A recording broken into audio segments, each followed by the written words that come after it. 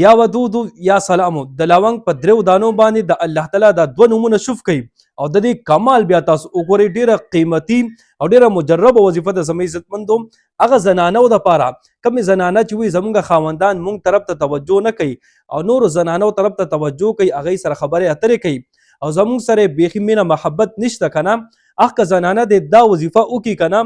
تاسو ګورئ چې د خاوندانو مو څنګه بل طرف نه توجه ختمیږي او ستاسو طرف ته توجه برابرېږي او تاسو سره مینه محبت څنګه په ورځو کې دنه برابرېږي. ټیک شوه جي. نو د دې وظیفې طریقې کار څنګه دی او د دې اجازه زما طرف نه ټولو ته مکمل اجازه ده چې څوک هم دا ویډیو ګوري زما طرف نه ټولو ته مکمل اجازه ده خو که تاسو غواړئ چې موږ ته د سپیشل اجازه میلو شي که نه بس په دې کمنټ کې یو سبحان الله ولیکئ او ویډیو د ملګرو سره ډیره شیر کوي چې هغه ټول مسلمانان تاسو ته دعاګانې کوي. ټیک شوه جي. وظیفې ترتیب داسې دی که نه چې تاسو به د لونګ 3 دانې راواخلئ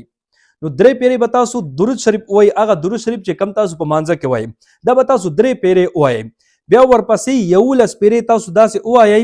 یا ودودو یا سلامو حسبنا الله ونعم الوکیل یا داسې ویلی شئ یا ودودو یا سلامو حسبی الله ونعم الوکیل داسې بیا تاسو ویلی شئ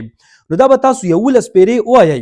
او د لونګ په 3 دانو باندې به دا تاسو شوف کوئ او اخر کې به بیا تاسو 3 پیرې درود شریف ووایئ او د خپل خاوند نوم به واخلئ چې الله تعالی زموږ د دې خاوند موږ سره مینه محبت پیدا کړي او زموږ طرف ته د توجه برابر کړي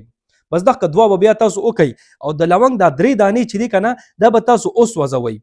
بس چاته اور کې به ورواچي په ګیز باندې وي تنور کې وي نغري کې وي چې هر څه وي یې به دا ورواچوي دغه د لونګ 3 دانې به تاسو اوس وځوئ بس یو ورځ دا عمل کول دي او تاسو ګورئ چې ورځو کې دنه ستاسو طرف ته څنګه د خاوند توجه برابرېږي او تاسو سره مینه محبت پیدا کېږي. صحیح شوه جي. نو امید دی چې انشاءالله په دې وظیفې باندې تاسو پوه شوي یئ که بیا هم کې تاسو ته څه خبرې څه تپوس خیر دی کمنټ کې رابطه کولی شئ زه به انشاءالله کوشش وکړم چې تاسو پرې پوه کړم خو په دې باندې په خپل هم عمل وکړئ او نور مسلمانانو سره د ثواب په نیت باندې دا ویډیو تاسو ډیره شیر کړئ چې ټول مسلمانان په دې وظیفې باندې عمل وکړي دا شروع کړي او تاسو ته دعاګانې کوي.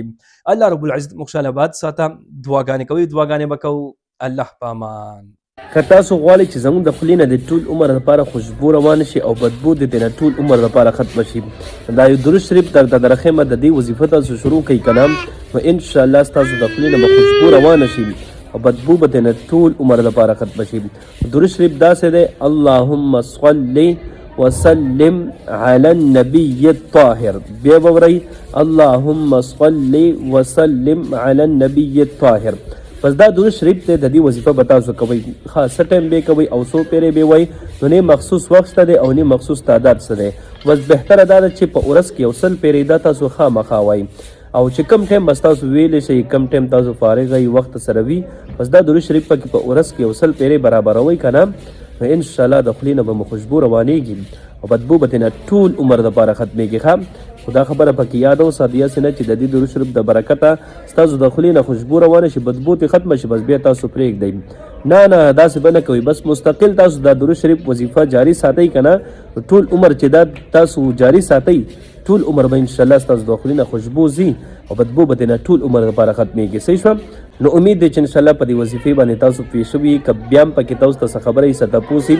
کمنټ کې رابطه کولی شئ زه به انشاءالله کوشش وکړم چې تاسو ته جواب درکړم تاسو پرې پوه کړم خو په خپل هم د دې د ویلو اوس نه نیت وکړئ چې د دې درود شریف په موږ وظیفه شروع کوو او نور مسلمانانو سره د ثواب په نیت باندې دا ویډیو تاسو ډیره شیر کړئ چې ټول مسلمانان دا درود شریف زده کړي او د دې د وظیفې اهتمام شروع کړي او تاسو ته دعاګانې کوي. الله رب العزت موږ شاله آباد ساته دعاګانې کوي دعاګانې به کوو الله په امان.